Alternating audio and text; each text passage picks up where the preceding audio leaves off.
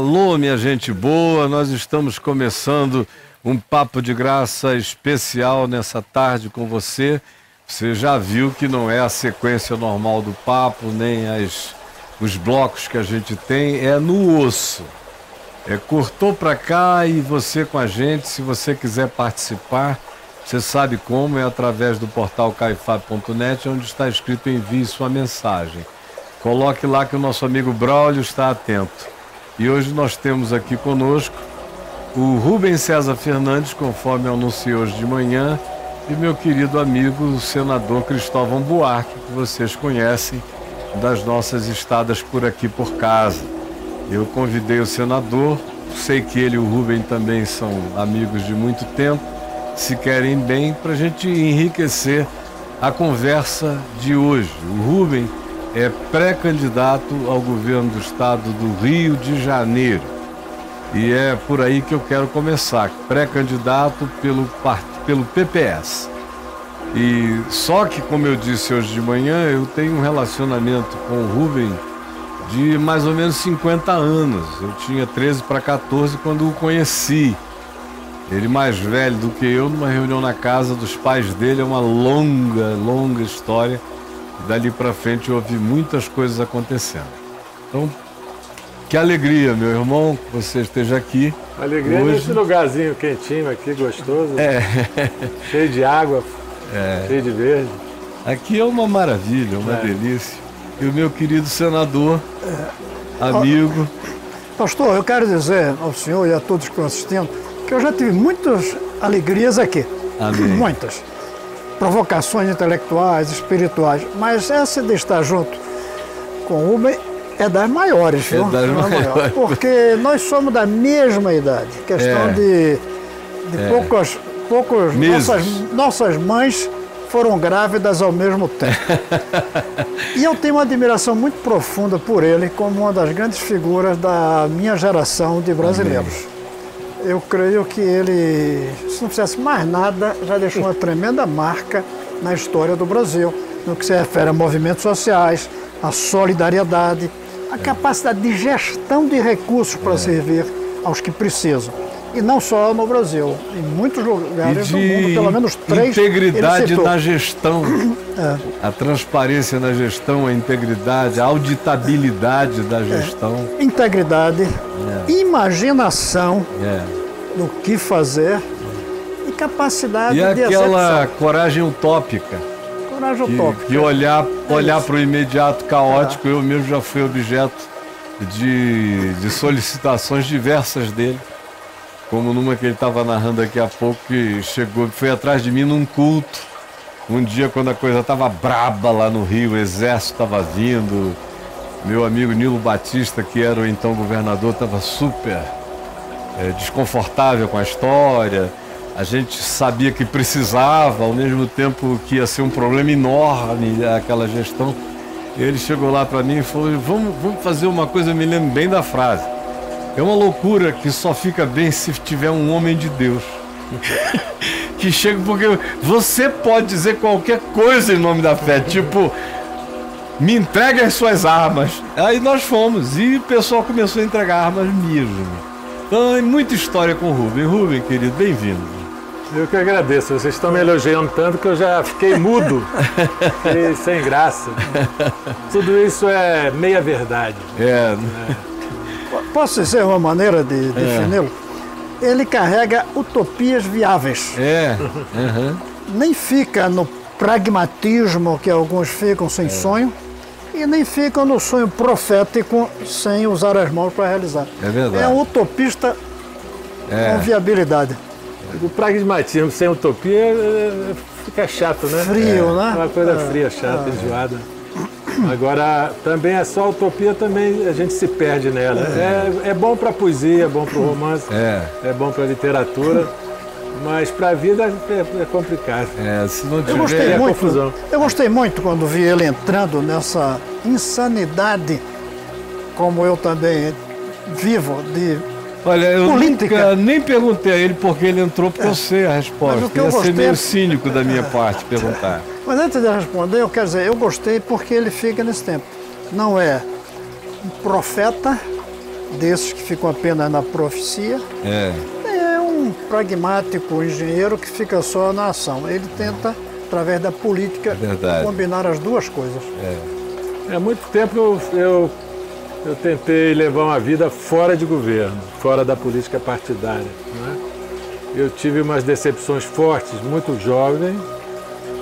Eu assisti à invasão da Tchecoslováquia. Você estava lá? Estava lá, em 68. Praga. 68. 25 de agosto. E eu assistindo aquilo, eu dizia, não é possível a coisa do poder, o que é capaz de fazer. Foram 600 mil homens entrando o país afora, é tudo plano naquela planície da Rússia, da República Tcheca e Tchecoslováquia na época.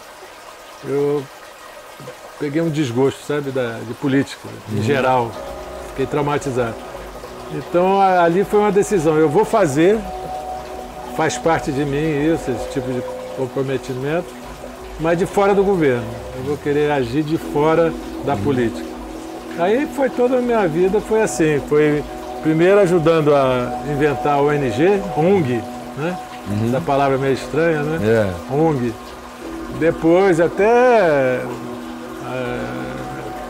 organizações sociais, né? Também estranha. Então foi muito recente realmente, foi dia 7 de abril, último dia de se inscrever dos partidos para essa eleição, um sábado pela manhã, eu resolvi aí pela internet e não conseguia pagar a taxa de inscrição de R$12 que você fazia pela internet na Caixa Econômica Federal. Não estava funcionando, o sistema tinha caído, não sei. Tive que correr atrás de uma casa lotérica e cumprir a minha obrigação e entrei. Quer dizer, foi uma indecisão grande se entra ou se não entra. Houve outras indecisões na época. Joaquim Barbosa quase que entrou e saiu, né? Eu resolvi não entrar e sem sair, não saio não. Eu vou até o fim, ainda que seja um desastre, eu estou dentro. Agora, eu não te perguntei por quê, justamente por causa dessa história toda. Quem conhece a história sabe que por mais que você tenha jurado que nunca iria entrar no processo político partidário, diante do que aconteceu no Rio, do que está acontecendo, do quadro estabelecido, era praticamente impossível pensar em alguém que passou a vida inteira tentando fazer ações não governamentais, mas cidadãs, relevantes, interferindo na sociedade positivamente, quando chegasse a hora desse caos instaurado em todos os níveis, essa mesma pessoa não achar que pelas vias únicas passíveis de intervenção, que seriam as governamentais e, portanto, num processo eletivo, que ele não entrasse. Então, quando eu vi que ele estava inscrito, eu não me admirei. Eu estava conversando com um amigo jornalista no Rio, ele falou, você sabe que o Rubens César é pré-candidato? O que você acha? Eu falei, acho natural. Aí liguei para ele, eu não tinha sabido, falei, escuta, você está aí nessa, vamos juntos. A gente amou as mesmas coisas, se apaixonou pelos mesmos ideais, tivemos sonhos totalmente iguais sobre o que essa cidade poderia significar de repercussão para o país. Então, já que você está nessa, vamos lá. Ele disse que mesmo que seja um desastre, o pior desastre é a omissão. Sobretudo em tempo de desastre, né? E eu quero dizer para mim, que estou nisso aí já há alguns anos, também nunca pensei em entrar nisso, o que eu queria mesmo, quando eu voltei do exterior, depois de 9 anos no Brasil, era ser professor e escrever. Dar aula, ter professor. E, se possível, ter 1 ou 2 seguidores. Eu não pensava em ter eleitores. Nunca pensava. Até porque eleitor, depois que a gente morre, não tem mais. Mas seguidor continua. O senhor, por exemplo, vai ter seguidores para sempre. Mas quando eu, nesse momento de tanta decepção com as coisas, que fazer política é visto como algo de gente não muito séria, até de corrupto, quando você entrou nisso, eu digo, olha, eu tenho para onde apontar quando vierem me criticar por estar nisso. Então eu senti muita alegria. Eu também senti a mesma coisa, Rubem. Então, olha só, comigo foi assim, pelo Viva Rio, né? Antes tem uma história comprida, que eu não vou lembrar, mas o Viva Rio é 93, são 25 anos. A gente foi um movimento em resposta à violência, que parecia àquela altura que era extrema, além das medidas. Chegamos ao fundo do poço, o Rio de Janeiro em crise. E, de certa maneira, foi a sociedade inteira que se levantou ali. Né? E no momento em que havia muita esperança, não só no Rio, no Brasil, no mundo, era um tempo de esperança. Né? O muro havia caído, então a Guerra Fria terminando. Né? Você via a inflação no Brasil estava terminando. Né? Você tinha a democracia se consolidando, finalmente dando sinais de vitalidade. Parecia que era um novo tempo, muito cheio de promessas, e a gente acreditou nisso. E participou disso de baixo para cima, da sociedade. E eu escolhi, o Viva Rio escolheu, não fui eu, àquela altura, fazer esse movimento a partir dos lugares mais sofridos com a violência, que são os lugares mais expostos à desigualdade. O território da desigualdade é o território da violência extrema. Né? O mapa da guerra em que a gente vive, eu vou usar a palavra guerra, é o mapa da desigualdade no Rio. A guerra se faz em territórios mais expostos à presença de forças externas, paralegais, né, paralelas. Então, ali penetra e consegue se estabelecer. Então, a gente fez esse movimento de dentro das favelas. E tendo a questão da violência muito dentro, né, como central. Eu acho que de lá para cá a gente chegou a fazer um movimento positivo nesse sentido. A sociedade do Rio de Janeiro. Claro. O Rio de Janeiro. Né? E aí pareceu o momento que iria embora. Tinha um futuro promissor para o Rio. Né? E também na questão da violência, com as UPPs, etc. Então o que a gente capotou depois disso tudo, de tal maneira, nos últimos 3 anos, que francamente é difícil de aguentar, entendeu? É como se nossa geração tivesse fracassado, passou a vida inteira caminhando numa direção e lá no meio, no final do caminho, a gente capota e se encontra numa situação de total descalabro, quer dizer, a violência se exerce, tomando conta da sociedade, e não só da cidade do Rio, mas se espalhando. Ela se espalhou de um jeito, você vai a Paraty, uma cidadezinha miudinha, chuchu, né, aquela coisa linda, e tomada por uma garotada que se diz, uma de um lado, outra de outro, fazendo guerra né, entre si. E vai para o norte a mesma coisa. Então isso se espalhou. Então há um sentimento de que se não houver algum tipo de resposta muito forte e muito eficaz e muito sensível ao que está por baixo, porque o que está por baixo é a desigualdade.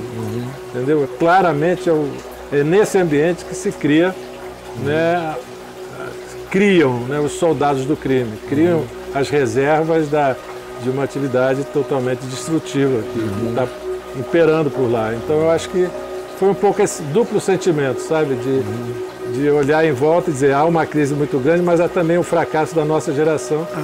E aí pode chamar o canto de um cisne, talvez. Para nós, né? Para nós. Então, o que é o resto da minha vida? O que eu vou fazer? Entendeu? Vou ficar me lamentando? Entendeu? Chorando as pitangas desse fracasso da minha geração. Então foi um pouco assim, uma resposta um pouco quase que entusiasta, eu diria. Entendeu? Tem que reagir, não dá mais para ficar de fora. Pelo menos no túmulo vão poder escrever para você. Esse tentou. Esse tentou. Eu acho que é mais que isso. Eu acho que a gente tem realmente condições de deixar a coisa de vencer esse momento. De novo, eu acho que a gente está no fundo do poço. Eu acho isso. Olha, acho que é possível. Claro que a conjuntura e a situação toda é complexa. Mas em meio a esse complexismo, tem algo que havia na década de 90, por exemplo, foi esse tempo de esperanças promissoras, até entrando nos anos 2000, houve algumas coisas bem positivas, mas na realidade o que ficou também foi um vazio total de liderança, de pessoas que encarnem de maneira que sejam ícones de esperança para a cidade. As autoridades se esvaziaram na corrupção total, ficou aquela aridez, uma barrigada no meio da sociedade, surgiram todos os oportunismos possíveis, cresceram nesse vazio do Estado, nesse vazio de liderança, nesse vazio de caráter de governança, abriu-se o espaço para tudo ali. Então, aparentemente, é algo absolutamente maior do que qualquer esforço, mas é só aparentemente.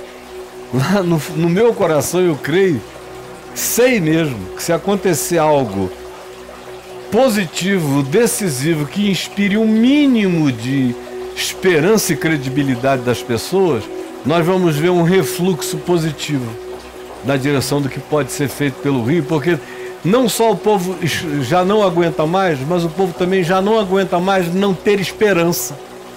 Então, eu acho que a gente viveu um momento de muita esperança lá atrás, né? Depois de muito rancor. Os últimos movimentos sociais são muito diferentes daqueles do início dos anos, né, 90. Da democracia, da redemocratização no Brasil. Era um momento realmente a gente cantava, era bonito, a gente tinha muita gente alegre, anunciando um novo tempo, né? Havia isso. E as manifestações de 2013, né, para cá, se marcaram ao contrário pela coisa rancorosa, agressiva, destrutiva. Eu acho que agora a gente se cansou da destruição também, desse tipo de rancor, tá gasto. Eu acho que se gastou. Então talvez haja um sentimento de vazio, de descrença, de desencanto, mas acho que estamos prontos para acreditar de novo. Não, sabe? Eu acho que há uma necessidade enorme. É o que as pessoas dizem quando ouvem falar que eu resolvi me candidatar. Que coragem, então virou coragem, entendeu? E não é coragem, eu acho que é muito mais do que coragem, é uma coisa assim de que é de crença, de fé, realmente, claro. É uma coisa de fé, entendeu? A fé só é fé poderosa quando é absurda, entendeu? Quando vai contra todas as evidências. Quando tá fácil, é molinho, é facinho, entendeu? Aí não é fé, entendeu? Vamos lá. Eu tenho uma frase num livro meu aí que diz: ser absurdo é bem possível. Então, sem fé, meu amigo, é melhor a gente nem entrar em campo. Mesmo. Agora, o senhor disse uma frase aí, pô, cansamos da descrença. Essa frase é muito boa. Se a gente realmente consegue uma faísca, né? Uma chispa em cima do combustível que a descrença pode ser, esse país renasce. Porque tem algo positivamente inflamável. Está precisando dessa chispa. E aí quando pega, começa a ser irracional o crescimento do processo, é como um incêndio. Eu acho que pode se ser pegar, vai embora. Eu acho que o momento é muito radical, né? Muito radical nesse sentido. Esse vazio provoca possibilidades opostas, né? Eu acho que pode também um fogaréu muito perigoso. É onde grupos radicais, extremistas de um lado ou de outro, estão se aproveitando esse vazio. E um aproveitamento raso.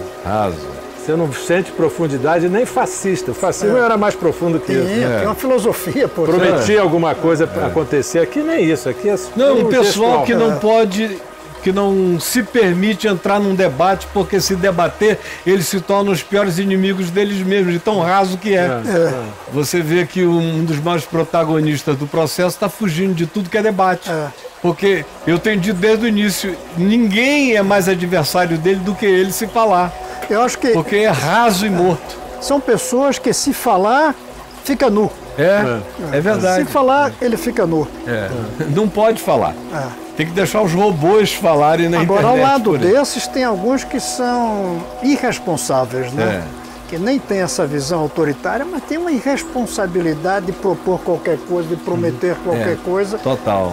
E no fim, o que pode vir não é melhor, ainda que não seja autoritário, mas é caos, é a inflação de volta, é a desorganização, é o estelionato. Essa falta de de esperança no caráter da autoridade. É que destrói. Você olhar e você não ter nenhuma convicção de que você está olhando na direção de alguma coisa que tem um mínimo de integridade e de compromisso público. E voltando aos territórios, né, mais sofridos, a autoridade se apresenta desrespeitosa. Ela não se respeita, ela não respeita as pessoas. Então é triste o que a gente vê acontecendo com a polícia quando chega nas comunidades hoje, nem sempre, mas com muita frequência, é de um jeito que eles já chegam derrotados, já chegam mal chegados. Então o impacto que causa não é um espírito de autoridade, não é um alívio, chegou a autoridade. Ao contrário, chegou a ameaça, chegou a desrazão, entendeu? O perigo de toda sorte. E aí, nesse sentido, isso já é assim há muitos anos. Muitos anos. Você sabe, na década de 90, em quantos grupos e conselhos de direitos humanos e não sei o que se tentava criar, mas era um horror. Aí você pegava as pessoas, levava para botar sob proteção policial, elas eram ameaçadas dentro da instituição. Quantas eu tive que levar para minha casa, porque o governo não tinha como defender a menina, o menino, as pessoas. Então é muita história há muitos anos, tem um acumulado amargurado enorme na alma, no psiquismo coletivo da cidade e dos mais desfavorecidos. Os menos desfavorecidos, os mais equilibrados, desenvolvem aquela atitude reacionária contra o desfavorecido, então, que é onde acontece a guerra da qual ele ouve os tiros no prédio dele. E olha só, eu acho que uma das coisas que mais me impressiona é a situação dos policiais que vivem essa guerra representando a autoridade, né? Hoje morrem no Rio de Janeiro 2, 3 policiais por semana. E já há muito tempo, não é de hoje. Essa estatística é de anos. É antiga. Então, a cada semana, você vai ao cemitério enterrar colegas seus, porque eles circulam muito, então, se eles se conhecem, não é? Vai enterrar 1, 2 colegas seus por semana. Aí vão as mulheres, com os filhos, com os amigos, com os colegas de trabalho. É um ritual de morte interna. Então eles estão morrendo, entendeu? E aí o clima é tão pesado, tão triste, tão negativo, que são incapazes, eu acho, de nesse clima inspirar confiança, crença, segurança. Então eu acho que é preciso urgente se pensar em como reduzir a morte dos policiais, entendeu? Que tipo de estratégia de segurança se pode desenvolver, né, para que morram menos os policiais, para que deixem de morrer os policiais, para que se torne de novo um tabu matar policial, que hoje de fato virou uma banalidade. Ficou banal. Isso destrói a corporação por dentro, vai corroendo, né? Então eu acho que para pensar a mudança da polícia, para mim esse seria o ponto primeiro, entendeu? Como reduzir a mortandade dos policiais, o assassinato dos policiais. Porque daí você talvez consiga gerar perguntas mais pregnantes, mais fortes entre eles próprios sobre como sair desse ambiente. E você, no começo, quando falou que a geografia da violência é uma geografia social. Isso. A maior parte desses PMs, aqui eu falo, mas quero ouvir sua opinião, porque você que está dentro, sabe? E a imensa maioria desses policiais são de origem humilde, não são? Claro, evidente. É muito negro, é a população negra, mulata, né? E você fazer uma carreira na polícia é uma opção importante, é uma ascensão importante. E é difícil, é concurso, etc. Não é? Mas também é uma grande tentação, porque você recebe a arma, o distintivo, você recebe o poder em situações de que você é o poder. Né? Essa semana eu postei aí, Gabriel, tá aí no meu Face, você deve ter também, a imagem de um policial levando a filha dele numa escola particular do Rio, onde ele paga para a filha estudar.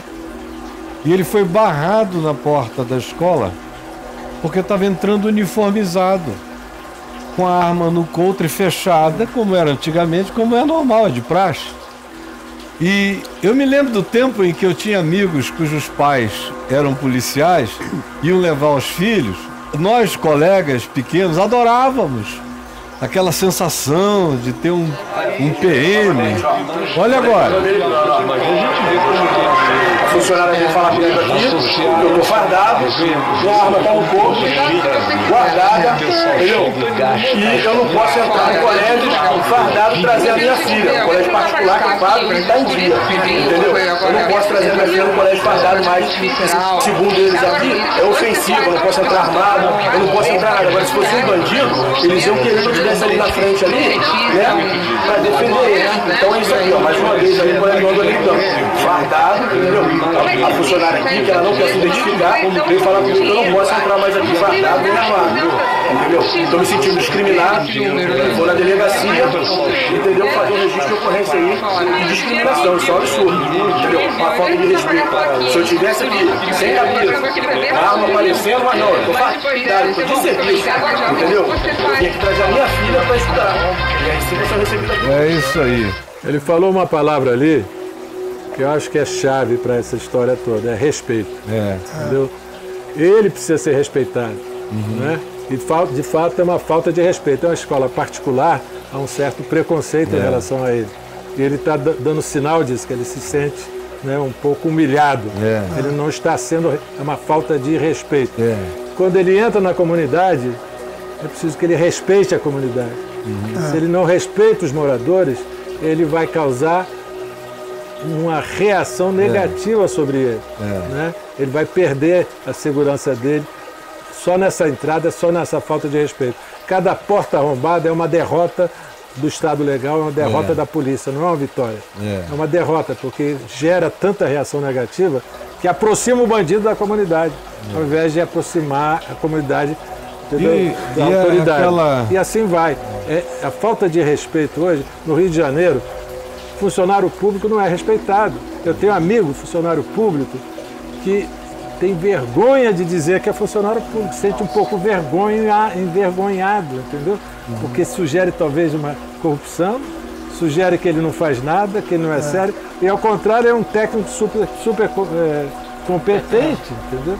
Então acho que a gente perdeu o respeito. Acho que o valor respeito é um valor bem brasileiro, uma coisa muito profunda, e que está quebrada. Acho que recuperar o respeito, né? O respeito do eleitor, o respeito do governo, o respeito às eleições, o respeito à política, né?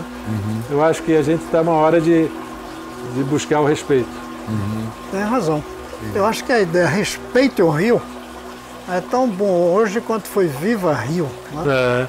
Respeite o Rio. Em todos os sentidos, né? Nós precisamos. Agora, quando eu digo o Rio, Brasil, a palavra é o Brasil inteiro. Porque até a palavra intolerância, que é muito usada, ela ficou muito pequena para cobrir o que está acontecendo. O que está acontecendo é muito maior. Que é intolerância. Intolerância é meio inglês, eu acho. Ou seja, assim, a gente não tem muita história de trabalhar intolerância. Isso é uma coisa lá dos países. É respeito, é reverência, é um olhar equânime. Sem isso aí, ninguém vai a lugar nenhum. Ou seja, pastor, a realidade está desrespeitando o dicionário. A realidade já não cabe mais nas palavras que nós criamos. A violência é tão grande que não basta usar a palavra violência. A semântica ficou pequena, a semântica ficou menor do que a realidade. Né? Tanto que crime, hoje a gente tem que dizer crime hediondo. Não devia precisar adjetivar. Crime é crime, né? Nós estamos precisando adjetivar as coisas que perdemos.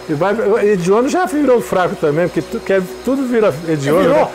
Quer gravar um pouquinho? Todos agora é crime hediondo. Vai ter que ter duplamente hediondo. Em breve vão dizer. Mas, ao mesmo tempo que isso é uma tragédia, é um desafio para quem quer pensar e quem quer agir. Para quem quer refletir como o senhor, como filósofos. Quem quer agir como, além de filósofo, que eu me considero um pouco, quem quer agir na política, é um desafio. Tem esse lado positivo, de tanto descrever, vamos ter que acreditar de novo.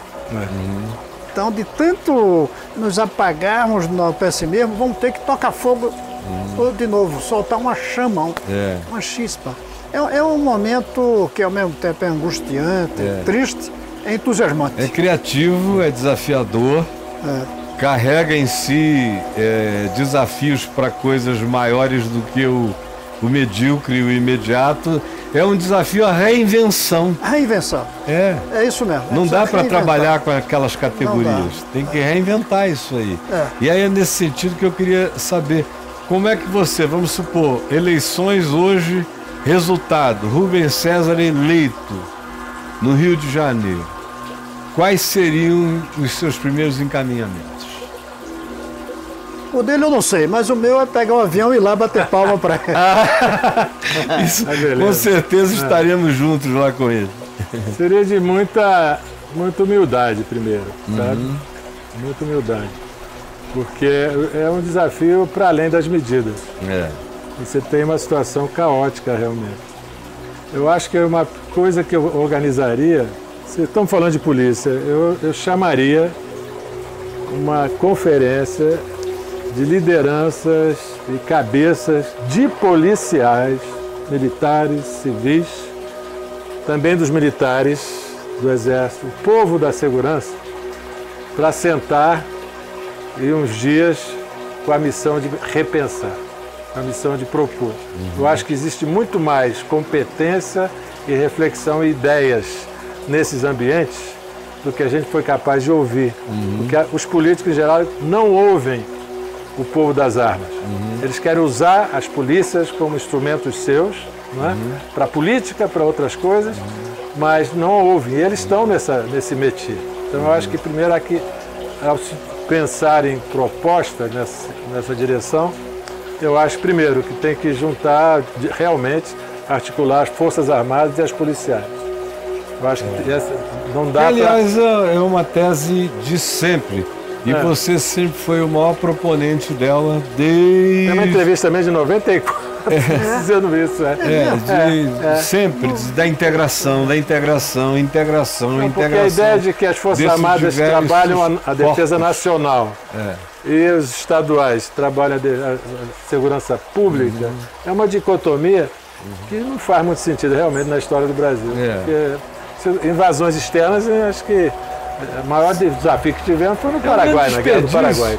São bancos de dados que não são comuns, que não se falam, que não são friendly um com o outro. Então tudo estanque, é um desperdício brutal. Mas em suma, então eu acho que a questão da segurança é uma questão central.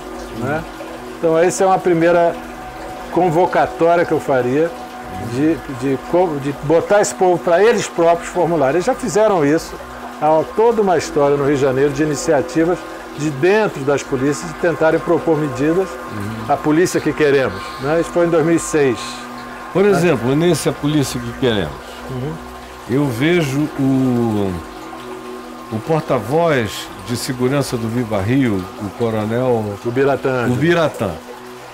Nas entrelinhas, eu já percebi diversas vezes que se ele pudesse fazer uma proposição de rediscussão do Código Penal Brasileiro de 1940, aplicado todos os dias pela polícia, lidando com crimes que já deviam ter sido reinterpretados e tratados de outro modo, que estão na base do grande conflito, do grande tema conflituoso da cidade, me parece que é uma outra coisa que talvez as polícias estejam muito mais abertas para discutir isso, é uma impressão minha à distância, do que o Congresso ou os grupos religiosos, por exemplo. Possivelmente. Mas eu acho que, eu volto a isso, tá? Mas eu acho que o mais urgente no tema da violência e da insegurança é dar um abafa no tiroteio. A gente está vivendo uma situação de conflitos armados diários, em vários lugares. Existe um aplicativo no Rio de Janeiro, muito usado, muito conhecido, Fogo Cruzado. Então, que vai registrando, a população vai registrando tiroteios perto de casa. E aquele é um mapa assim que parece uma festa de São João, explodindo para todo lado, ininterrupto, todos os dias. Então eu acho que a gente está fora de controle. Essa coisa do tiroteio, isso gera vitimização assim, né, generalizada, bala perdida generalizada, inocente. Muita amargura generalizada. Medo. E aí entra a polícia e passa a fazer parte dessa loucura, desse descontrole. É uma anarquia armada, não é? Meio que não é de todos contra todos, mas olha, são 3 facções, mais a milícia, mais a polícia. São 6 diferentes, né, grupos aí se pegando todo dia em algum lugar. Então é preciso abafar isso, controlar isso. E eu acho que para fazer um controle desse tipo, eu me inspiro no que vi no Haiti, nas missões de paz da ONU. Geral, as missões de paz chegam em situações que estão justamente fora de controle. Elas chegam com forças muito superiores às que estão ali se debatendo.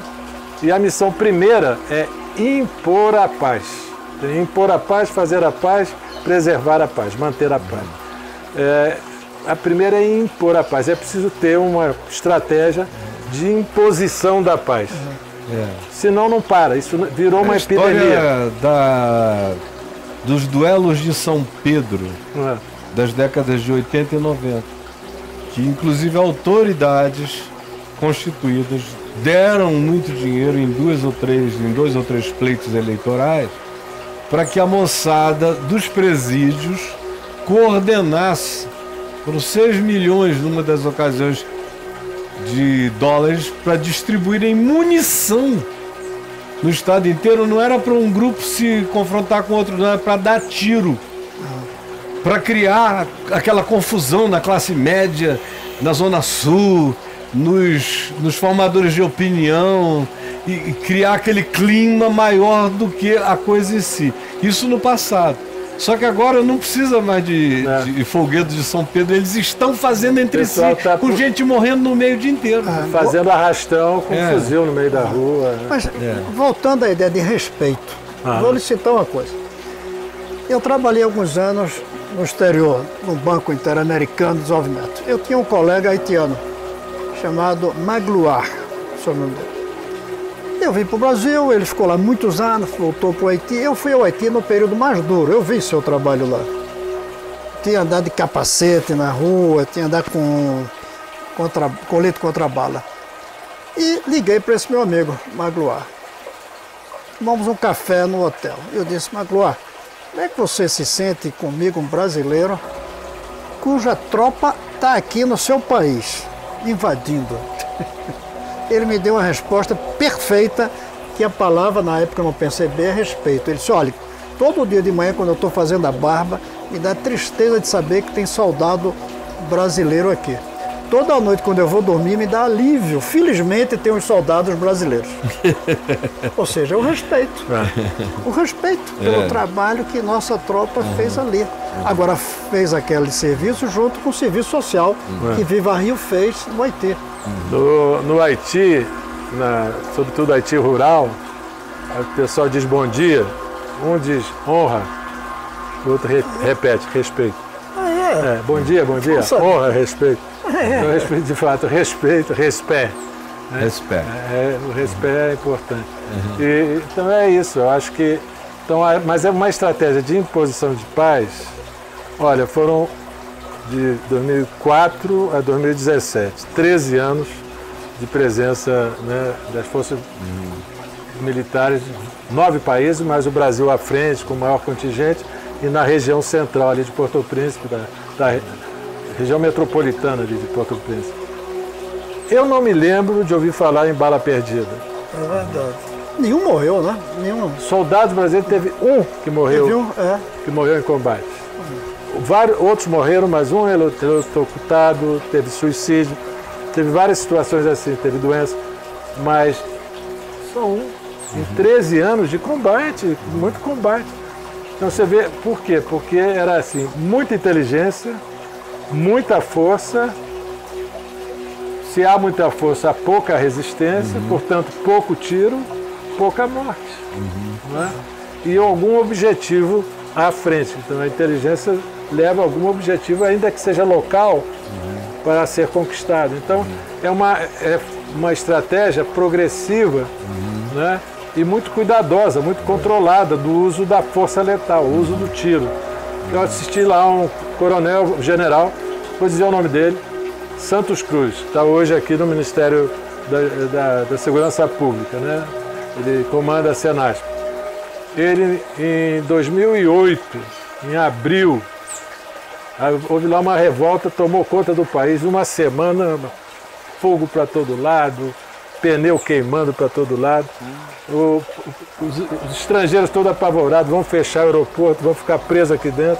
Os americanos pressionando o general Santos Cruz para que atirasse para valer no povo, para conter aquilo.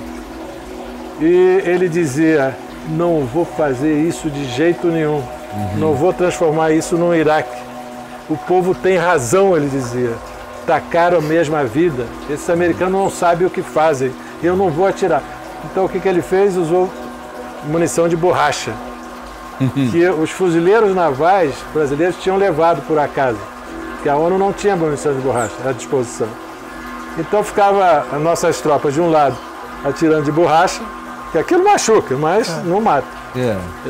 Pode até matar, mas em geral não. De outro lado, pedra. Então era pedra de um lado, borracha de outro. Passaram uma semana, controlaram a situação, não teve um morto em Porto Príncipe. Pedra contra borracha. Pedra contra... Olha isso. Muito menos chance de matar alguém, né, brother? Então isso foi decisão desse general. E aí isso foi tão bem sucedido e tão surpreendente naquele ambiente meio paranoico dos estrangeiros, né, da ONU e dos países que estavam no Haiti, que pediram a ele para ser reconduzido. Ele ficou 2 anos no comando geral, o que é uma exceção. Em geral fica-se 1 ano e se troca, né? Então ele ficou 2 anos por conta disso, aí foi levado à República Federativa do Congo, lá de novo repetiu 2 anos. Então essa é uma experiência de um comandante geral das forças brasileiras, num ambiente em que, usando da força, mas era uma força para fazer a paz. Não era uma força desmedida, como deve ser a força do Estado, no meio da guerra. Como agora, deve ser a força do Estado, uma força para impor paz, para manter paz, para educar na paz. Agora eu vou fazer um pedido para ele, quando ele vencer. Eu sei que é quase impossível. Mas eu, uma vez... Falar de educação. Claro. Claro. É quase impossível. Um armistício para que as escolas funcionem. É possível. É possível? É possível. Eu já vi isso acontecer em Antares, uma favela lá pertinho de Santa Cruz. Você viu na isso? Zona Oeste. A gente organizou isso em 2004, Em 2004, o movimento Viva Antares. Ficaram a bandidagem trocando tiro com a polícia. E eles lá em cima da escola, no telhado da escola, entendeu? E a polícia embaixo. Aí a gente pressionou tal movimento, mães e tal, professores vão lá, falam com a bandidagem, assim não dá, você trocando tiro na escola, você usando a escola de... Aí conseguimos que ele se mudasse. Ele fosse lá para o fundo da comunidade. É isso, eu sabe que era impossível uma coisa dessa. Continuaram se matando lá, mas pelo menos longe da escola. Quer dizer, esse tipo de negociação é básica, não é admissível. Mas eu não sei. Sobretudo se são os caras moradores. Porque com frequência, eles, hoje em dia, eles estão vindo de longe, não estão nem aí, entendeu? Não são cria da comunidade, são de fora. Então, mas é possível sim, eu acho que é possível. Não tenho dúvida de que é. Nessas negociações, porque eu vi a gente está falando de vida real. Lá em Acari, na Fábrica de Esperança, começou em 93, terminou em 99, mas em 96 eu recebi uma estatística da Polícia Militar me dizendo que a criminalidade tinha diminuído para 5% do que costumava ser.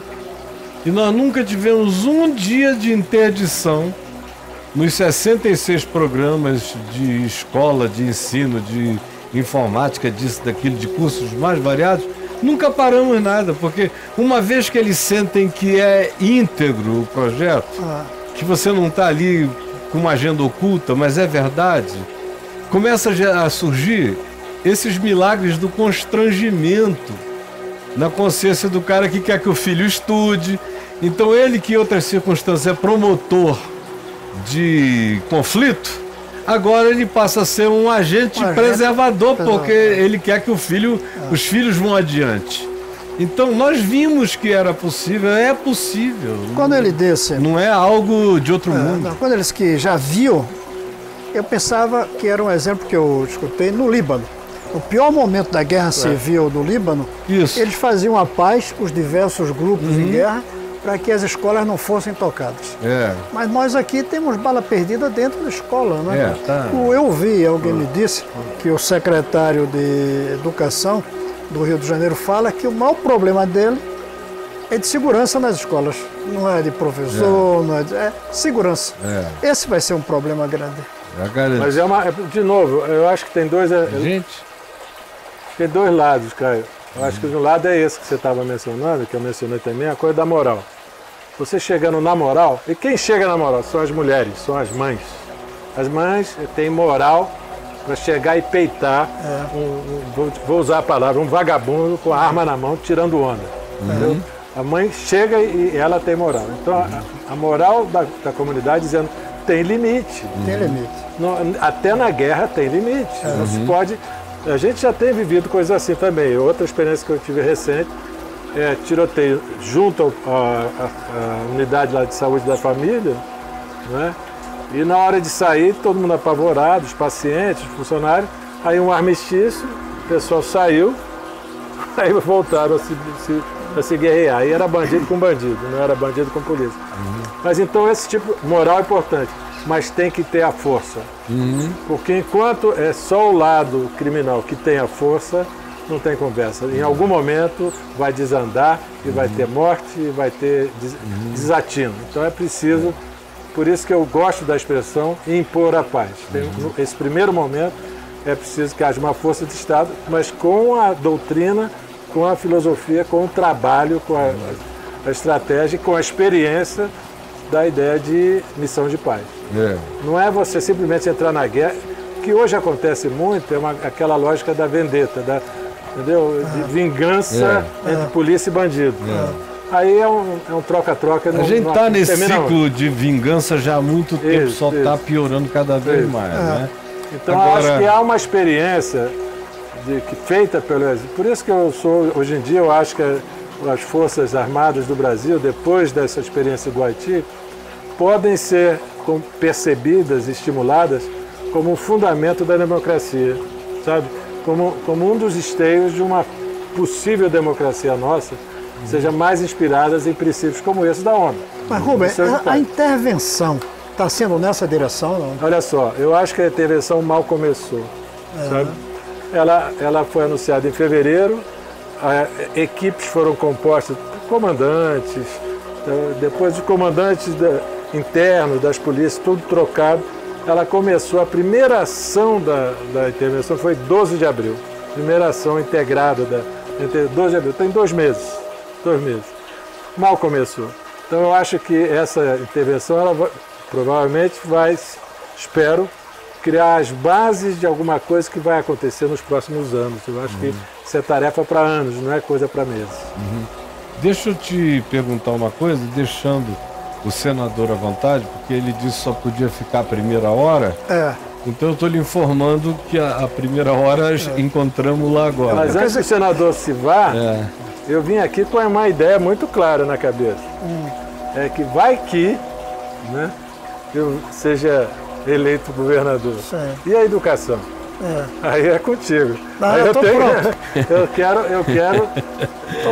beber da tua fonte. Estou pronto para colaborar com você. Essa é uma fonte não só inesgotável, mas completamente solidária.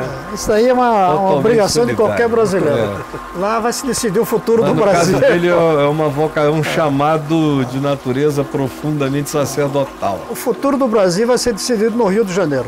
Provavelmente. Meses, onde se tudo se decide de um modo ou de outro. O Rio continua a ser uma zona de decisão para o país. Vai ser. Na prática. E é inquestionável. Uma zona de decisão para o país. Por mim eu ficava aqui o tempo todo. Mas Gustavo, antes de você ir, só uma coisinha. Que no seu programa, que envolve toda a reorganização, estou certo, né? Da educação básica no país, né? haja um capítulo de muita importância que é dedicado àqueles que estão fora da escola, que não estudam, nem trabalham, nem procuram emprego. É daí que nasce, que cresce, né, os soldados da violência. Então eu acho que esse capítulo aí... Vou lhe mandar coisa aí, César, bom demais, viu? Tá contigo. Eu vou pedir aqui a vocês para botarem algum fragmento daqueles documentários onde o Rubem aparece com a gente na Fábrica de Esperança, no Reage Rio, e é o tempo em que o senador tira o microfone e vai. Vai lá, minha gente, se vocês puderem fazer isso, façam agora.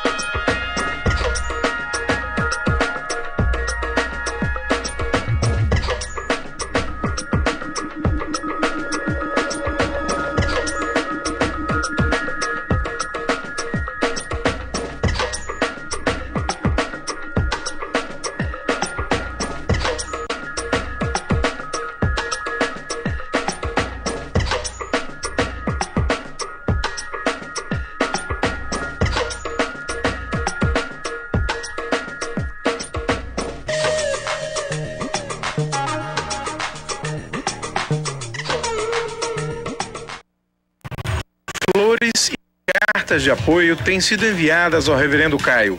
E naquele dia, a lembrança foi do sociólogo Herbert de Souza, o Betinho. É fundamental que ataques como esse sejam apurados com rigor por autoridades responsáveis e comprometidas com a verdade. Um abraço, Betinho.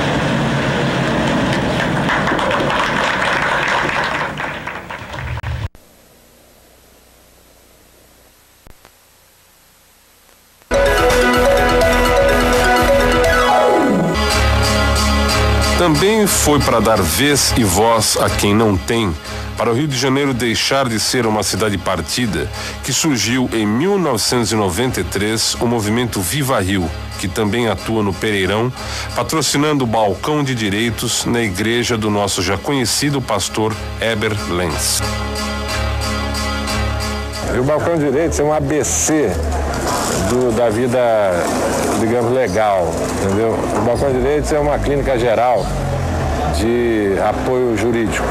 Então, ele faz, sobretudo, mediação de conflito. O balcão continua. Agora, o balcão não é só é um espaço, né? Falta muita coisa. Eu acho que houve um progresso imenso. A gente é a olhos vistos, você vê, né? A questão da segurança realmente foi uma virada, né? A gente temia muito que voltasse tudo para trás. Há sempre muita desconfiança, mas não, continua. Agora, mesmo na segurança, de lá para cá, houve um passo importante no Rio de Janeiro, que foi a criação de uma nova cuja missão é fazer policiamento de favela, policiamento comunitário em favela, entendeu? Chama GEPAI.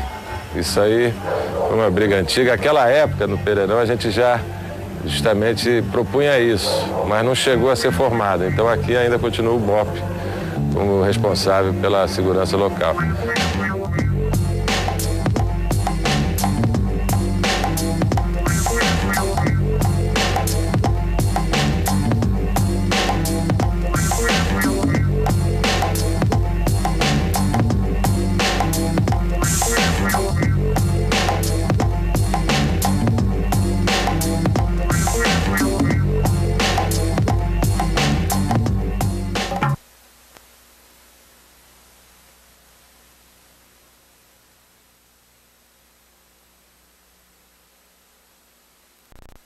Você já tem candidato para governador?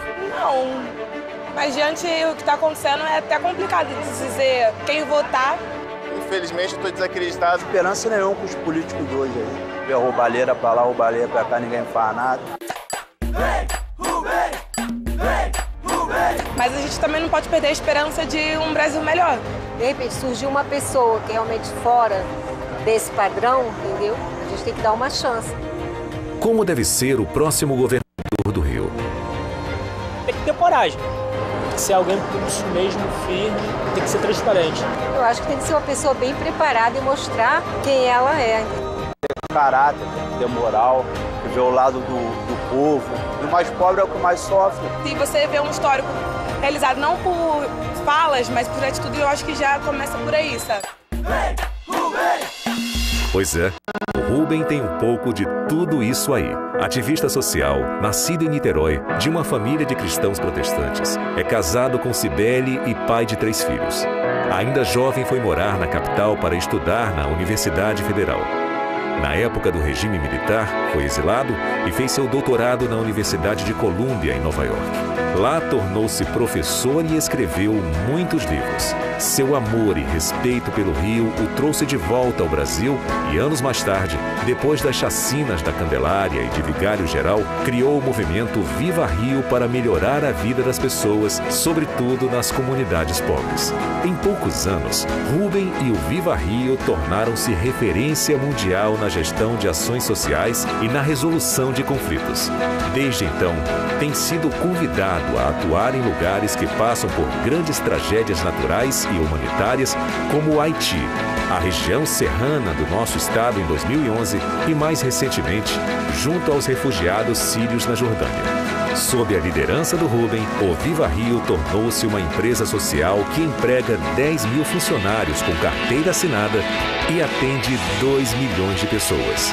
Mas Rubem não é só um ativista social ficha limpa que luta para reduzir a violência e melhorar a vida dos mais pobres. Ele sabe da importância da polícia e dos militares para reduzir a insegurança nas ruas e impor a paz. Com essa visão, construiu uma grande relação de confiança com o Exército Brasileiro no Haiti e vem contribuindo com ideias e ações para recuperar e reforçar as polícias do nosso estado.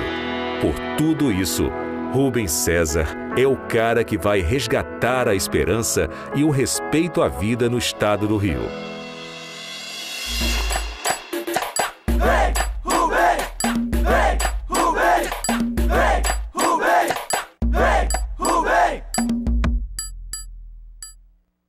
Espalhadas pelo país. Nem Brasília escapa das más condições e superlotações de presídios. Condições subhumanas, superlotação. Para denunciar a realidade em que vivem, os presos da Coordenação de Polícia Especializada em Brasília tentaram fazer uma rebelião. A revolta começou no início da noite de ontem. Os detentos tentaram fazer como refém um policial, que conseguiu escapar, mas teve que disparar vários tiros. Colchões foram queimados. 4 presos ficaram feridos. Quando deu um pouco aqui, a bala quase pegou na minha cabeça. Esta delegacia tem 295 presos em 28 celas, 12 em cada uma, enquanto a capacidade normal seria de 4 presos por cela. Somente hoje pela manhã, a situação foi totalmente controlada por policiais de elite da PM de Brasília. Rebeliões... E participação comunitária. Estes são alguns dos temas que vão ser discutidos na Conferência Nacional sobre Segurança Pública no país. O encontro, organizado pelo movimento Viva Rio, foi aberto pelo ministro da Justiça e o secretário nacional dos Direitos Humanos. A ideia é preparar um documento com propostas para ajudar a reformular a segurança pública. É aí que está a democracia real. A gente já fez as reformas eleitorais, né? Liberdade de imprensa, de associação, né?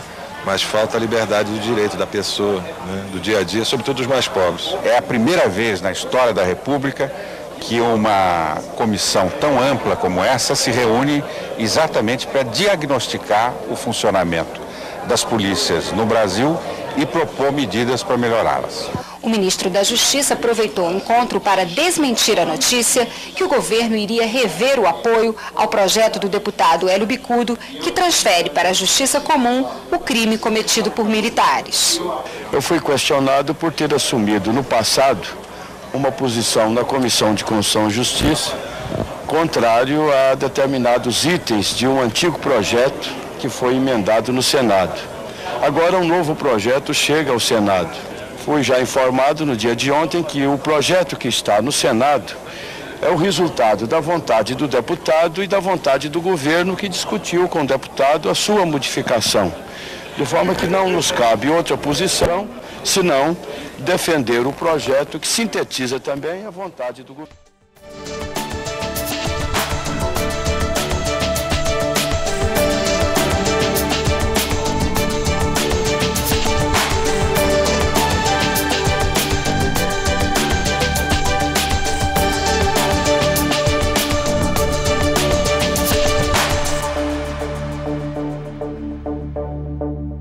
É isso aí, gente boa.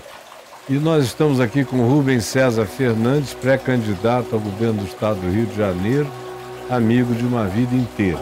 E vamos passar agora as perguntas que você está mandando. Se quiser mandar, mande direto aqui para o portal caiofato.net.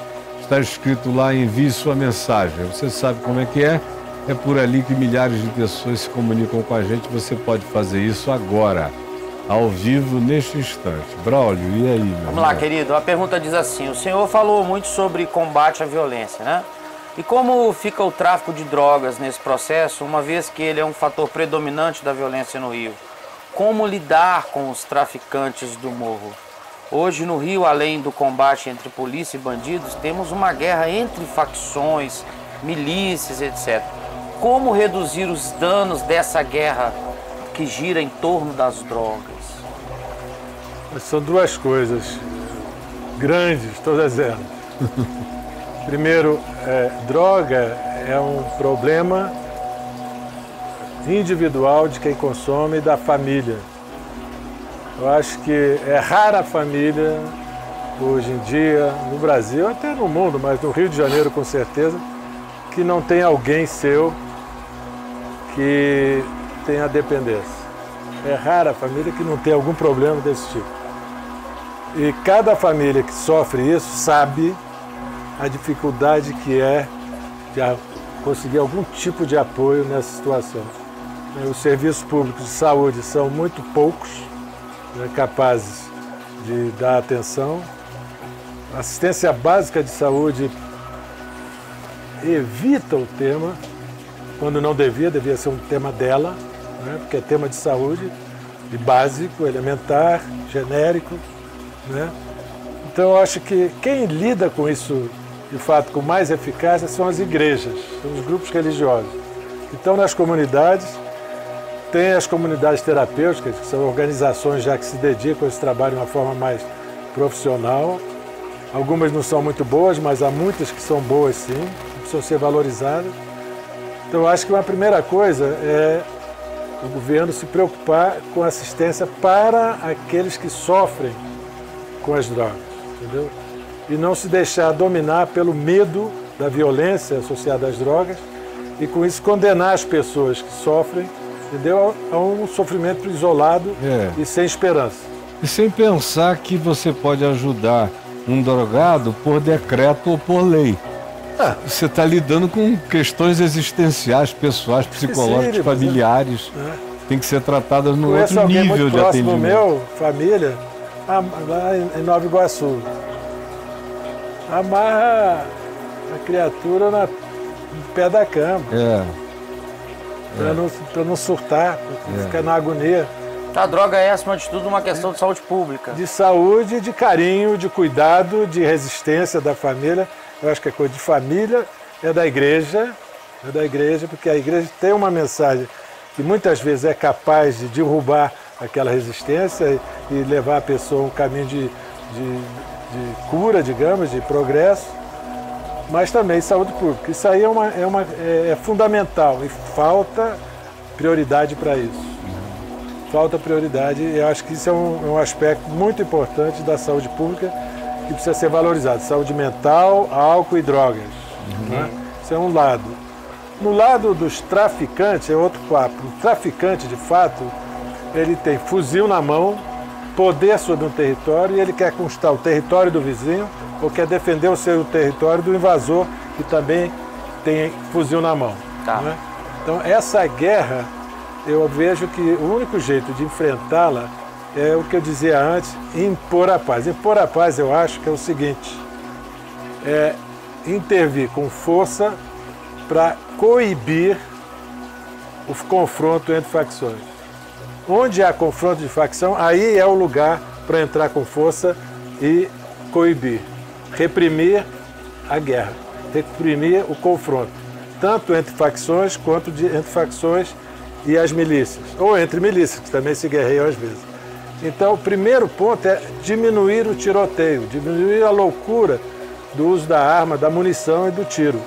Então, o primeiro passo é reduzir a violência armada por imposição, por força. Então, se ter um rumo para a atividade da força da polícia, não é para ir lá combater o tráfico de droga, não, é para combater a guerra, para segurar a guerra, diminuir a violência. Então, esse é o primeiro. Isso de modo a que os próprios bandidos entendam que é mais negócio não invadir território alheio, porque aí eles vão sofrer, entendeu? Eu acho que tem que ter uma estratégia primeira, que é de baixar a fervura. E a segunda, então, de reconquistar os territórios. Né? Aí tem um caminho para isso. Mas eu acho que o primeiro passo é reduzir o tiroteio, reduzir os confrontos entre facções e entre milicianos. Numa entrevista aqui da Folha Pontual aqui, né? O UOL Folha, o senhor tem uma matéria falando do senhor aqui, e aqui está dizendo que o senhor é defensor da intervenção militar no Rio, né? É o que está mostrando. Sim. O senhor acha que para esse tipo de coibição, a intervenção militar seria uma boa medida? Eu defendi a intervenção no momento que ela aconteceu. Okay. Eu não via outra alternativa. Eu via uma situação de total perda de controle das polícias, sofrendo elas também demais, e das populações. Então, naquele momento, eu achei que era preciso ser uma força externa que fizesse uma intervenção, porque o governo não estava conseguindo lidar com a situação. Né? Agora, é evidente que a intervenção ela dura esse ano só, não é para continuar, não há razão. O próximo governo tem que entrar com o pé direito, tem que entrar com força, com respeito, com autoridade. Então, não pode estar submissa a uma intervenção externa. O que o próximo governo precisa, sim, é de uma continuidade do que está sendo iniciado agora com a intervenção, uma continuidade em que forças federais e forças estaduais trabalhem integradas. As forças federais são como macro, é a logística, a inteligência, a relação com outros estados, até com outros países, é nacional, ali. A polícia é o micro, é a rua, entendeu? É o beco, conhece o que está se passando ali, sabe como entrar e como sair. Então, o macro e o micro precisam estar integrados. Né? É essa a minha ideia de continuidade, mas já não na intervenção. Acho que aí seria algum tipo de instrumento jurídico, como um GLO, Garantia da Lei e da Ordem, de longo prazo. Mais uma última pergunta sobre... Pode ir, não. Tá? E você, meu amigo aí, querido, mande aí. Pode escrever no portal caifab.net e enviar a sua pergunta agora mesmo. A gente está te esperando. Na sua opinião, por que as UPPs não funcionaram? Eu acho que funcionaram muito bem no início. E tão bem que começaram a ser objeto de ganância política. Então começou a fazer demais, numa correria, uma atrás da outra, não parava de fazer o UPP. Virou uma franquia de UPP, né? Virou uma coisa assim que sem controle. E aí faltava o quê? Faltava efetivo. Aí começaram a trazer pessoal formado para servir no interior, para servir na favela no meio do tiroteio. Pessoal, as famílias não gostaram, estavam esperando voltar para um ambiente mais normal de segurança pública.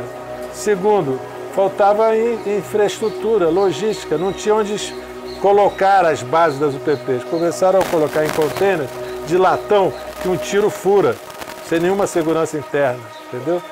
E começaram a colocar em favelas imensas, que o UPP é um policiamento de proximidade. é naquele estilo antigo do contato direto entre a polícia e o morador. É possível manter essa proximidade em comunidades médias, comunidades pequenas, comunidades de um certo porte controlável, né? Aí a entrada no alemão já foi, para mim, uma ruptura de total limite do que era possível fazer. Já caiu no descontrole, né? Aí, você controlar o alemão é imenso, são mais de 100 mil moradores, N entradas e saídas de todo canto, você não tem como controlar aquilo na proximidade, é uma coisa muito mais complexa. Então eu acho que jogar a UPP em ambientes que no início elas tiveram grande impacto, porque foi uma grande entrada, mas depois a pouco elas foram sendo minadas pelo pessoal que voltava e ali de dentro ia dos becos da comunidade, ia minando, impondo terror aos moradores para não colaborarem. Você precisa, para ter o PP, você precisa dominar a situação. Aí você tem uma proximidade que é boa, todo mundo gosta e por isso ela foi tão bem. Então a gente precisa recomeçar os APPs para não cometer os mesmos erros que foram cometidos. Mas sempre no modelo micro, né? Micro e médio. Tá. Médio eu quero dizer 20, 30, 40 mil habitantes. 40 mil já é muita gente, entendeu? Eu senti falta, quando as UPPs foram postas, do entorno social e de legalização cidadã, como aqueles antigos centros de defesa da cidadania, que ajudaram demais no processo, ou postos de saúde, bombeiro, isso e aquilo, que dão aquela caracterização comunitária, porque um dos problemas da favela é que ela nunca é respeitada como um bairro, como um lugar com identidade própria, é um bairro onde se tem permissão para dar pisão na porta, arrombar, sair correndo sem pedir permissão, é onde nenhum juiz precisa dar um mandado dizendo permissão para entrar. Então, a falta disso, esse lugar de ninguém, e ainda sem aquele acervo básico, que é o que dá no fim proteção ao UPP, é o serviço social funcionando em volta, gera aquela simpatia contínua. Você acha que seria o caso de ampliar o UPP e colocar os acervos, os satélites fundamentais à volta dela? Caio, é o seguinte, de fato, nesses últimos anos, houve muito avanço em muita escola construída em comunidades ou junto às comunidades, do ensino básico, né? Muita saúde da família construída dentro das comunidades, no Rio de Janeiro inteiro, na capital. Não estou falando da Baixada, no São Gonçalo. Na capital isso cresceu muito, saúde da família. Então você teve iniciativas sociais importantes, mas de caráter universal, entendeu? Eu acho que faltou ações sociais mais direcionadas para aquela população que está no conflito, para aqueles grupos mais de risco. Esses grupos, em outros tempos, a gente já teve mais atividade social voltada para eles. Teve um tempo que a gente falava de jovens pela paz, mulheres pela paz. Teve uma coisa que era bem direcionada, focada nos grupos de risco. Esse tipo e com frequência, são atividades por moradores, são empreendedores sociais das comunidades. Há muito projeto social interessante das comunidades, entendeu? De gente da comunidade, que são projetos que geram renda, porque tem funcionário, e geram bens públicos, bens relevantes para a comunidade ali. Então eu acho que houve um enfraquecimento dessas iniciativas, dos empreendimentos sociais comunitários. Isso aí eu acho que realmente faltou, que eles se focam mais nessa galera do perigo, do risco, aquela que está envolvida na guerra.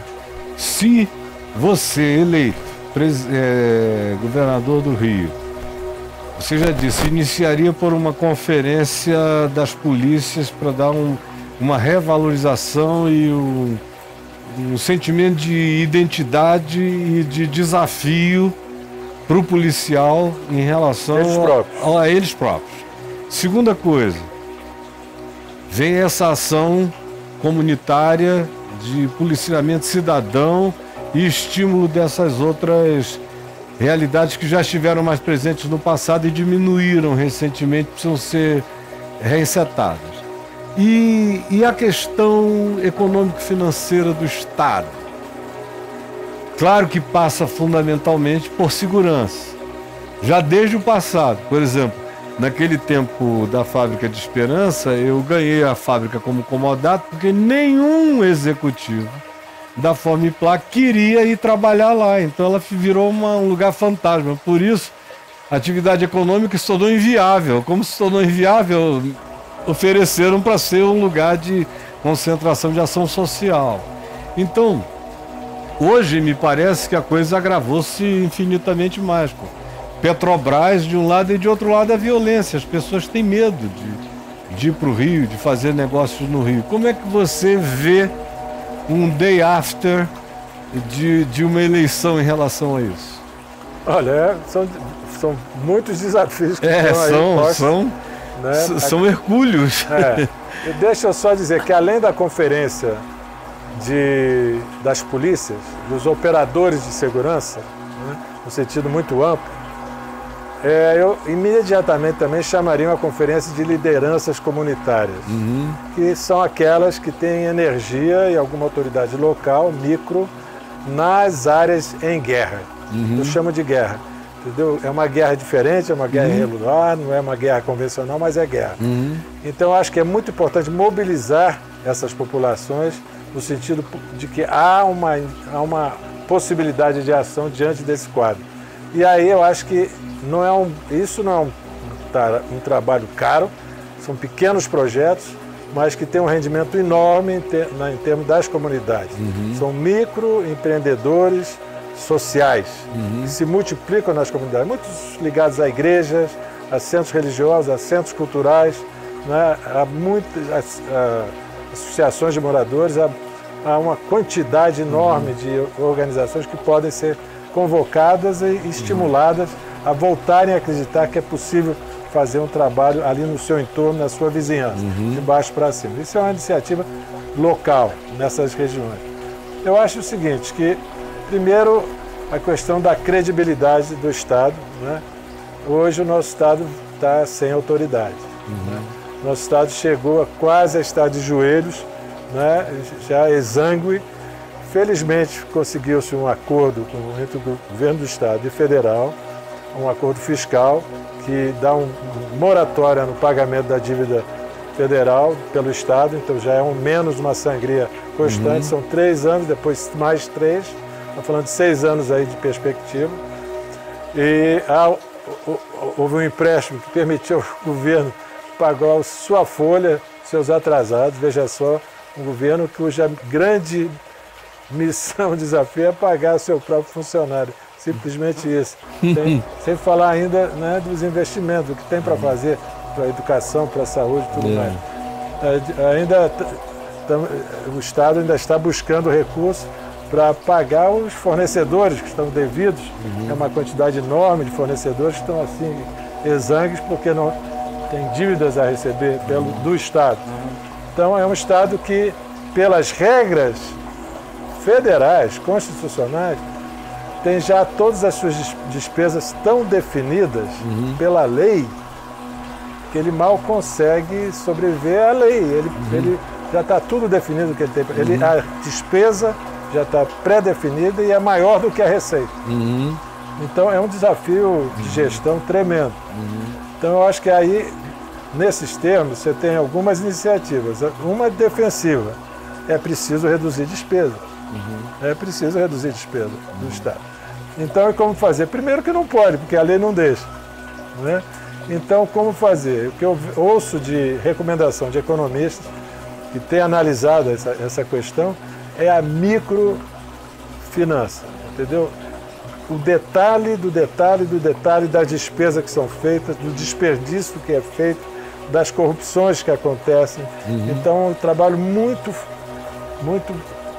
penetrante de economia no miúdo. Como a gente faz em casa, fica ali, corta isso, corta aquilo, corta aquilo. Vamos continuar estudando, tem que cuidar da saúde, tem que pagar o aluguel, mas vamos cortar isso e aquilo outro. Não é isso?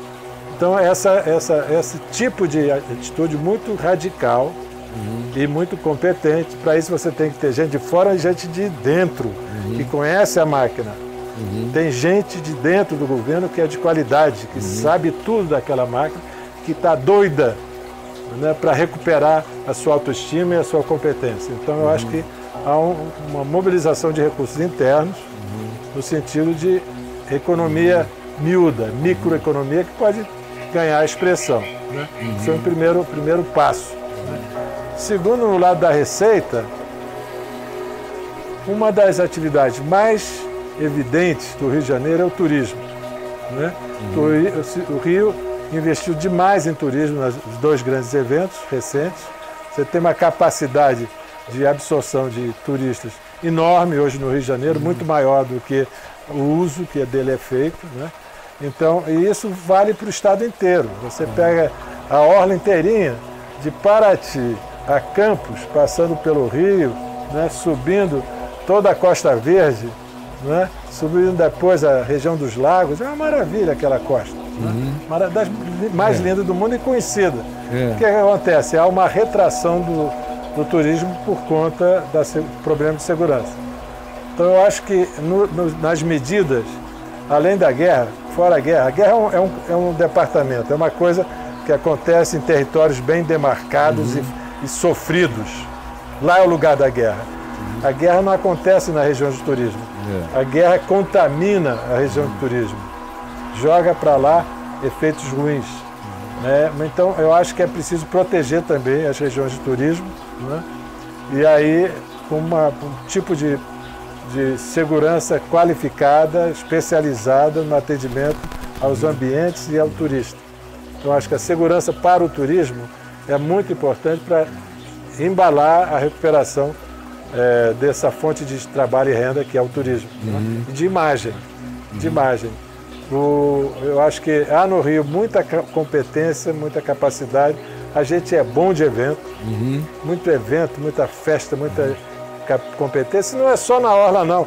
Você entra cidade adentro, vai pela Baixada, é festa para todo lado.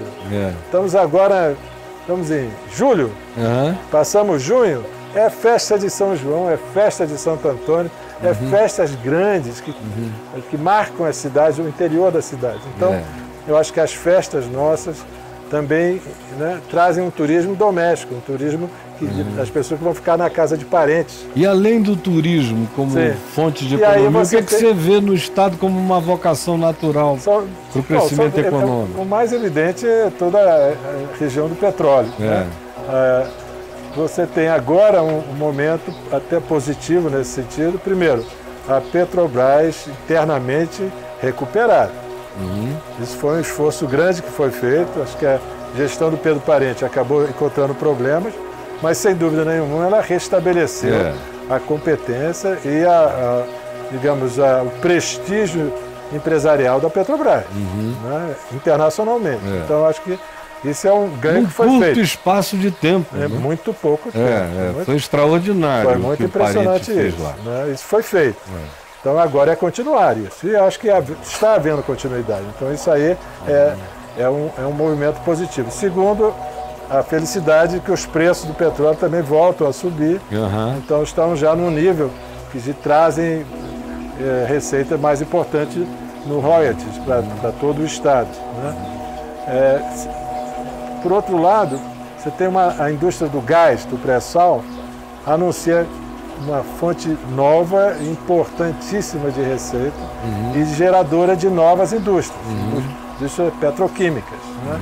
Então aquela região de Itaboraí, que chegou a ser vista como, né, uma região de progresso fantástico e que depois caiu, virou uma miséria, uma tristeza, ali faltava motorista de máquina. Era tanta máquina trabalhando que motorista começou a ganhar uma fábrica, ser disputada a tapa pelas empresas, porque era mais obra do que a capacidade de conduzir o trator, né, da população ali. Então aí caiu, ficou uma cidade fantasma. Né? A gente viu manifestações de gente de Itaboraí vindo a pé de Itaboraí até o Rio de Janeiro protestando, atravessando a ponte, né, caminhando para protestar contra aquele absurdo de uma cidade, uma promessa que se esvaziou à luz do sol. Então eu acho que de novo Itaboraí está se recuperando, já em termos mais realistas, mas há promessa de recuperação naquela região. E o pré-sal, com o gás, anuncia também recursos importantíssimos para o Estado. Então, eu acho que na indústria do petróleo, Macaé começa a se revigorar, começa a se movimentar, toda aquela região, Rio das Ostras, né? Cabo Frio.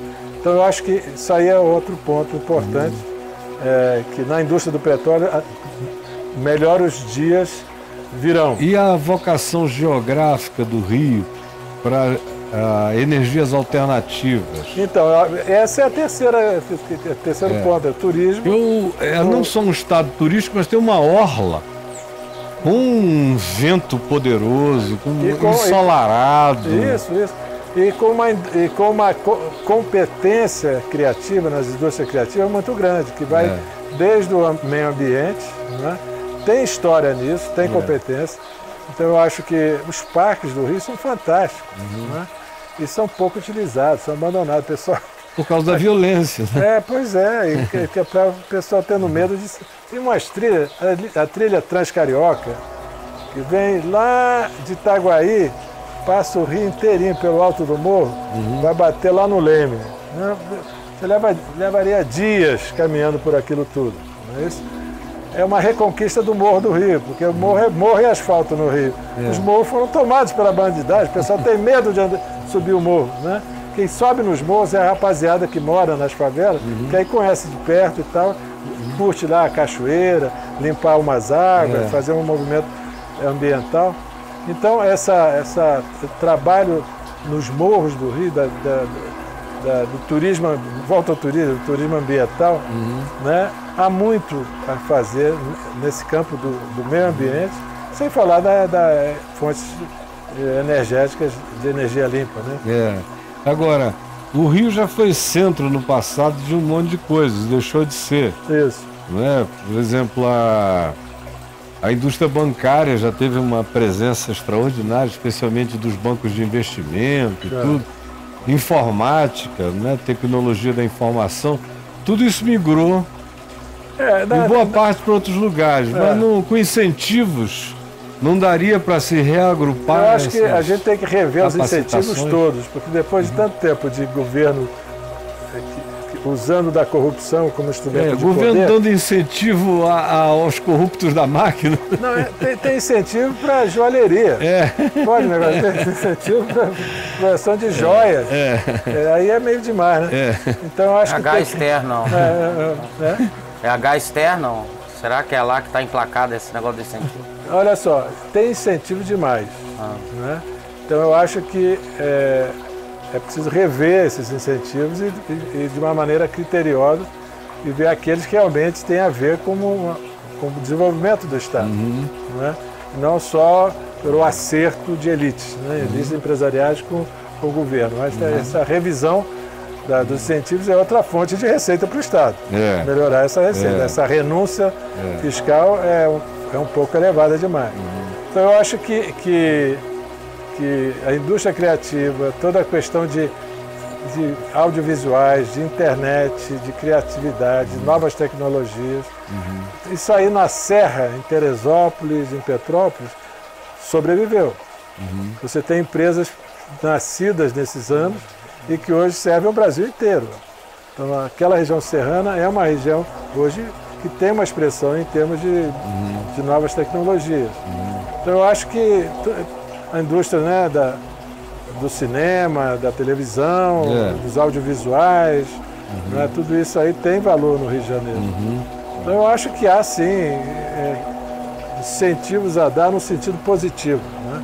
Na realidade, sabe o que eu creio, com toda a simplicidade, é que se garantir um mínimo de estabilidade e segurança pública, fica infinitamente mais fácil atrair com certeza investidores não só do Brasil, mas do mundo inteiro. Com certeza.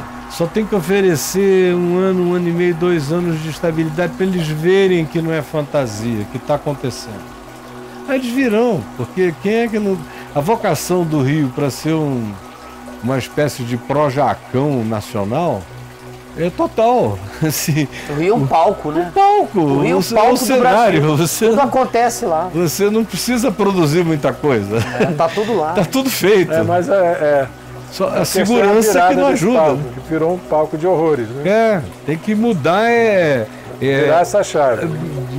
Trocar o enredo da narrativa desse cenário. É o que está sendo encenado. O que está encenado é tragédia. Mas voltar a maravilha de cenário. A maravilha de cenário. Continua lindo.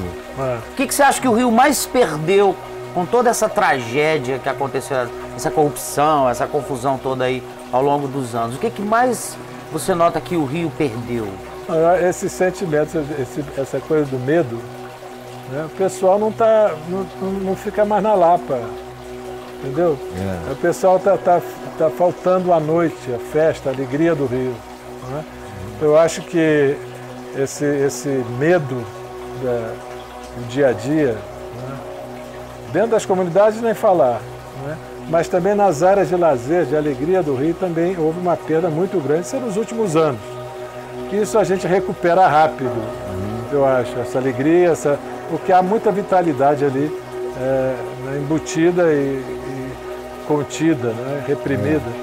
Agora, é realmente triste. Outro dia, eu peguei minha neta mais velha, nunca tinha saído à noite comigo sozinha para a gente jantar em Ipanema. Aí eu falei, a avó dela não podia ir, vamos só nós dois.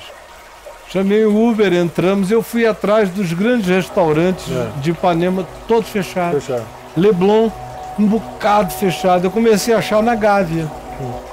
Digo, não é possível que é fechado os lugares que você ia durante anos. Tradicionais, comida muito boa, lugares maravilhosos. Botafogo tá cheio de lugarzinho bom de comida. Oi? Botafogo. Botafogo é para onde eu tô indo agora. Quer ver outro lugar? Copacabana.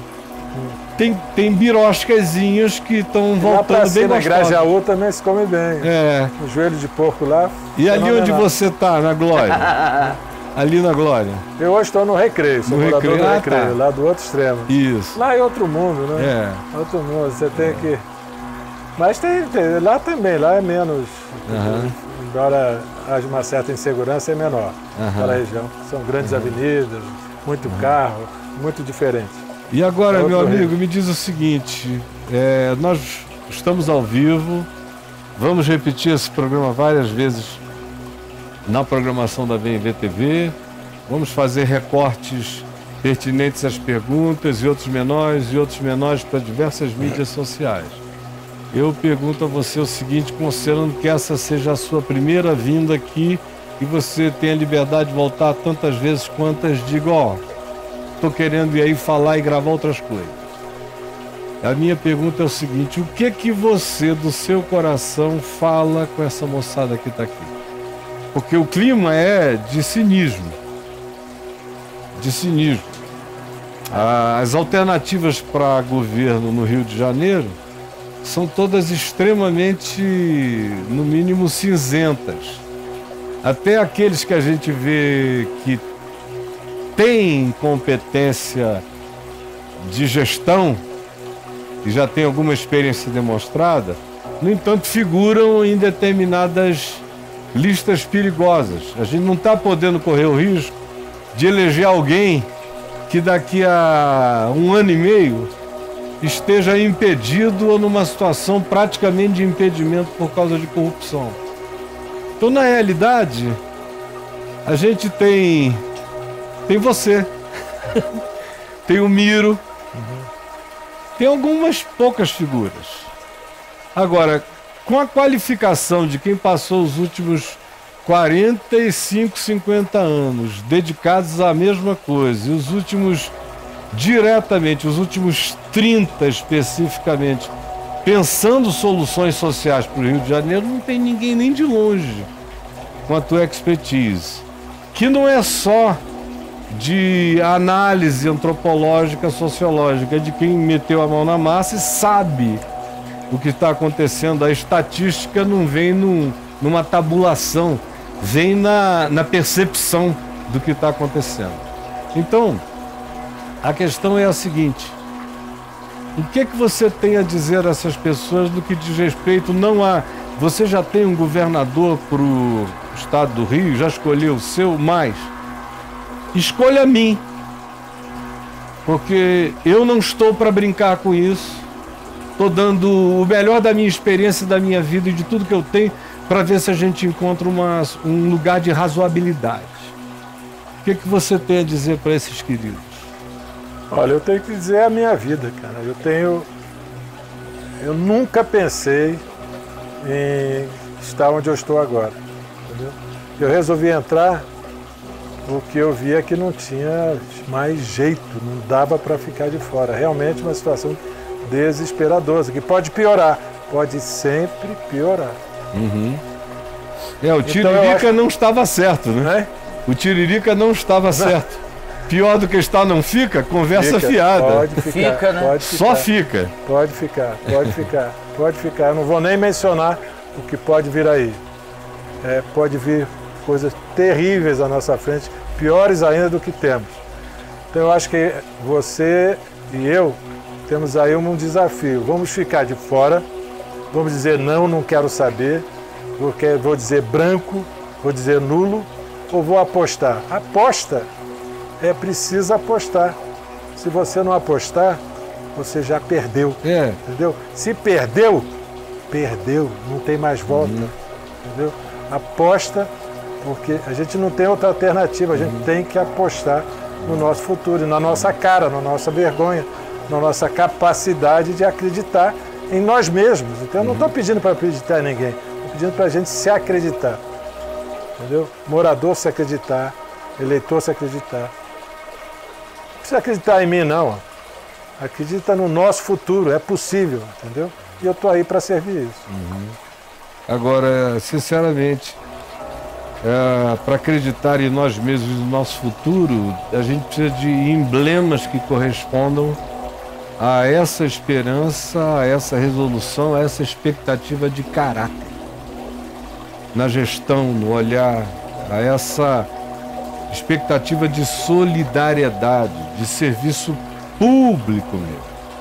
E quando eu me disponho a explicitamente dizer que o Rubem é o meu candidato para o governo do estado do Rio de Janeiro, eu estou sacando de 45, 50 anos de convívio, de observação, de conhecer a linhagem, a raiz, a história, o caráter, a conduta, a continuidade, a estabilidade, a idoneidade, o não aproveitamento, a não locupletação de nada e nem o autofavorecimento. Ou seja, aquilo que você frequentemente faz ao escolher alguém dando um tiro no escuro, no caso do Rubem é um tiro no claro, com mira, com alvo e com uma história limpa, iluminando esse processo, esse projeto.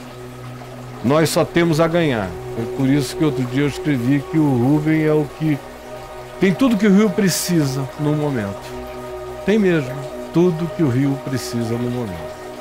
Eu quero agradecer a você, meu amigo querido, por ter vindo e nós vamos continuar. E eu espero que você passe, compartilhe esse nosso tempo aqui com milhares de pessoas. A campanha dele não tem nenhum tostão, é totalmente dura. Ele não está aqui bancado por nenhum grupo econômico, financeiro, nada disso. Meio que sozinho com os amigos que creem. Então nós contamos fundamentalmente com você. Com você que tem esse coração de boa vontade, de esperança, de coragem, de solidariedade veemente em relação à realidade. Então anote tudo e se inscreva. Vá no Facebook do Rubem César Fernandes. Não? É Rubem César só. Rubem César 2018. Rubem César 2018. Acha aí, meu filho, meu querido Gabi. Rubem César 2018. Vá lá, clique, se inscreva, aumente o número de adesões, porque por essas adesões a gente pode se comunicar com você direto e você ir passando essas informações. Multiplique tudo isso, sobretudo na internet e no boca a boca dos seus relacionamentos. Está aí, Rubem César 2018. É isso aí. E a gente precisa de voluntários. Tá aqui, viu? A gente não tem dinheiro, mas tem muita vontade. Amém. E voluntário é aquela pessoa que tem vontade e que tem alguma fé. que acredita. Ok, eu vou apostar. E aonde eles podem se inscrever no Rubem César 2018 também? Isso. Você que quer ser voluntário, então entre aí. Olha só, nós estamos aí dentro, ó, no seu ambiente. Legal, o vídeo. Tá aí, lá na Glória, onde é o escritório dele. Vem, Rubem, já veio, já chegou. Legal. Então vamos lá, gente boa, e compartilhe com todo mundo. Ajude a mudar a história do Rio de Janeiro, tomando uma decisão simples, de coragem, de justiça, de solidariedade com seu coração. Obrigado, meu irmão, de coração. Justiça, paz e alegria. E alegria no Espírito Santo. Isso é o reino de Deus. Isso é São Paulo, aos romanos. Porque o reino de Deus consiste em justiça, paz e alegria no Espírito Santo. Maravilha. 14 e 17. Isso. É o texto da campanha. Romanos 14 e 17. Justiça, paz e alegria. Que Deus nos abençoe. Beijão para todo mundo. Bye, bye, planeta Terra. Candidato para governador? Não. Mas diante do que está acontecendo, é até complicado de dizer quem votar. Infelizmente, eu estou desacreditado. Esperança nenhuma com os políticos de hoje aí. Roubalheira pra lá, roubalheira pra cá, ninguém faz nada. Mas a gente também não pode perder a esperança de um Brasil melhor. De repente surgiu uma pessoa que é realmente fora desse padrão, entendeu? A gente tem que dar uma chance. Como deve ser o próximo governador do Rio? Tem que ter coragem. Tem que ser alguém com isso mesmo, firme, tem que ser transparente. Eu acho que tem que ser uma pessoa bem preparada e mostrar quem ela é. Ter caráter, ter moral, ver o lado do povo. O mais pobre é o que mais sofre. E você vê um histórico realizado não por falas, mas por atitude, eu acho que já começa por aí, sabe? Pois é, o Rubem tem um pouco de tudo isso aí. Ativista social, nascido em Niterói, de uma família de cristãos protestantes. É casado com Cibele e pai de 3 filhos. Ainda jovem foi morar na capital para estudar na Universidade Federal. Na época do regime militar, foi exilado e fez seu doutorado na Universidade de Colômbia, em Nova York. Lá tornou-se professor e escreveu muitos livros. Seu amor e respeito pelo Rio o trouxe de volta ao Brasil e, anos mais tarde, depois das chacinas da Candelária e de Vigário Geral, criou o movimento Viva Rio para melhorar a vida das pessoas, sobretudo nas comunidades pobres. Em poucos anos, Rubem e o Viva Rio tornaram-se referência mundial na gestão de ações sociais e na resolução de conflitos. Desde então, tem sido convidado a atuar em lugares que passam por grandes tragédias naturais e humanitárias, como o Haiti, a região serrana do nosso estado em 2011 e, mais recentemente, junto aos refugiados sírios na Jordânia. Sob a liderança do Rubem, o Viva Rio tornou-se uma empresa social que emprega 10 mil funcionários com carteira assinada e atende 2 milhões de pessoas. Mas Rubem não é só um ativista social ficha limpa que luta para reduzir a violência e melhorar a vida dos mais pobres. Ele sabe da importância da polícia e dos militares para reduzir a insegurança nas ruas e impor a paz.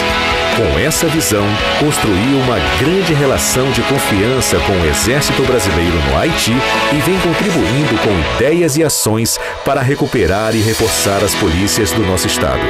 Por tudo isso, Rubem César é o cara que vai resgatar a esperança e o respeito à vida no estado do Rio.